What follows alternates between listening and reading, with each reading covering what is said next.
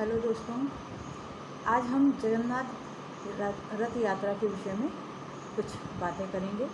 आप सब ने सुना होगा जगन्नाथ जी की रथ यात्रा जो पुरी में निकाली जाती है। जगन्नाथपुरी में जो रथ यात्रा निकाली जाती है उसके विषय में आप सभी भली भांति परिचित होंगे। ये रथ यात्रा जो निकाली जाती है, इसमें जो रथ बनाया जाता है उसमें एक भी कील का प्रयोग नहीं किया जाता। दूसरी बात, इनमें जो मूर्तियां हैं जिनकी यात्रा निकाली जाती है, रथ यात्रा निकाली जाती है, उसमें 3 मूर्तियां हैं और 3 मूर्तियों में एक श्री कृष्ण हैं, दूसरे बलराम जी हैं और तीसरी उनकी बहन सुभद्रा जी हैं। अब ये जो मूर्तियां हैं इनमें ना तो आपको पैर दिखाई देंगे, ना इनके हाथ दिखाई देंगे। ये इनका आकार एकदम गोल होता है।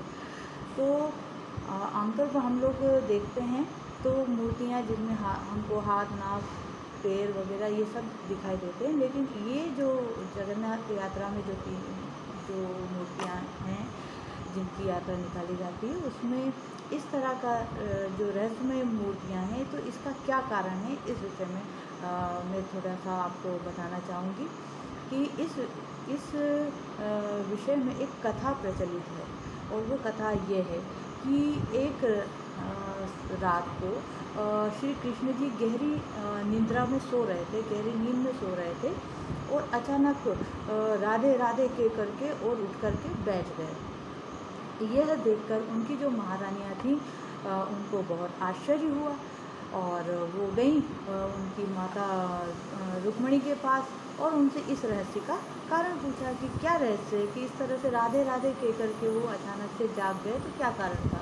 पहले तो रुक्मिणी जी ने बात को टालने की कोशिश करी, लेकिन जब वो नहीं मानी, महारानियाँ नहीं मानी और वो बताने के लिए जिद करने लगी, तो उन्होंने कहा कि ठीक है, मैं एक शर्त पर आप सबको वो कथा सुनाऊंगी कि हम अंतःपुर में अंदर कथा सुनेंगे और बाहर का जो द्वार है वहाँ द्वारपाल किसी को हमको बिठाना पड़ेगा ताकि वो कथा कोई और सुन ना सके। महारानियों ने कहा कि ठीक है, तो वो सब अंतःपुर में माता रुक्मिणी से सारी महारानियाँ कथा सुनने के लिए बैठ गईं और द्वार पर सुभद्रा जी को खड़ा कर दिया कि कोई अंदर आने ना पाए, किसी को अंदर मत आने देना, चाहे श्री कृष्ण और बलराम जी ही क्यों ना हो। तो जब माता रुक्मिणी ने कथा सुनाना प्रारंभ किया, तभी क्या होता है कि श्री कृष्ण जी और बलराम जी वहाँ आ जाते हैं।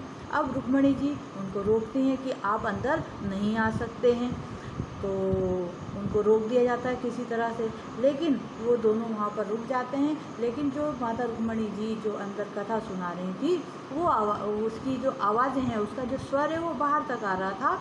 तो वो जो कथा है वो श्री कृष्ण, बलराम जी और सुभद्रा जी ने सुनी और वो कथा सुनते ही वो जो कथा थी वो श्री कृष्ण और राधा के प्रेम की कथा थी और वो प्रेम इतना गहरा था, इतना विशाल था कि उस कथा को सुनते सुनते श्री कृष्ण जी और बलराम जी, सुभद्रा जी भाव विह्वल हो गए। उनकी आंखों से, उनके नेत्रों से अश्रुधारा बहने लगी और अश्रुधारा बहते हुए उनका जो शरीर था वो पिघल गया और पिघल गया तो एक गोल आकृति में एकत्रित हो गया। उसमें जो है उनका ना हाथ दिखाई दे रहे थे, ना उनके पैर दिखाई दे रहे थे और उनका जो सुदर्शन चक्र था वो भी पिघल गया, वो भी विगलित हो गया और उसने एक लंबा आकार ग्रहण कर लिया। अब ऐसा हुआ, उसी समय क्या होता है कि नारद जी का वहाँ आना होता है। नारद जी यह दृश्य देख कर के भाव विभोर हो जाते हैं और जैसे ही नारद जी वहाँ पहुँचते हैं तो श्री कृष्ण जी, बलराम जी और सुभद्रा जी अपने पूर्ववत रूप में वापस से आ जाते हैं। तो नारद जी उनसे अनुनय विनय करते हैं कि हे प्रभु श्री कृष्ण, आपने जिस अद्भुत जो दृश्य से जो अद्भुत जो दर्शन मुझे दिए हैं, वो दर्शन आप कृपया धरतीवासी को, जो धरती पर जो आपके जो भक्तजन हैं उनको भी इन दर्शन से उनको भी सुशोभित कीजिए। तो श्री कृष्ण जी तथास्तु कह करके और उनको आशीर्वाद देते हैं, और तभी से ये रथ यात्रा का प्रारंभ हुआ, और इसी उपलक्ष्य में ये रथ यात्रा जो जगन्नाथपुरी में है ये आयोजित की जाती है। धन्यवाद।